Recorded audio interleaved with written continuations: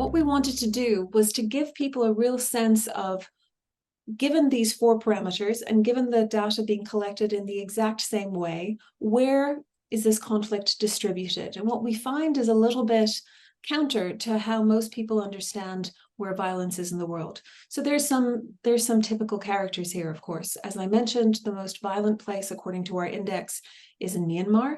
That's closely followed by Syria and Mexico, and then Ukraine, Nigeria, Brazil, Yemen, Iraq, Congo, and Colombia.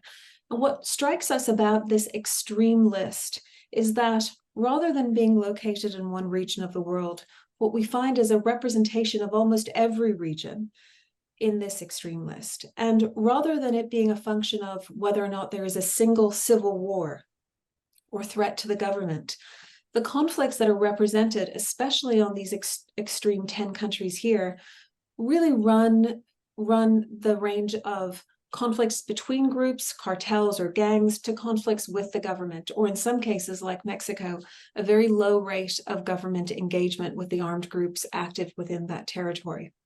And so it tells us that the dimensions of conflict, as they are currently occurring across the world, both deviate quite significantly from our interpretation of civil wars and insurgencies, but that we have a much more significant problem in that there are literally thousands of groups operating and producing violence that affects civilians, state security, stability, etc.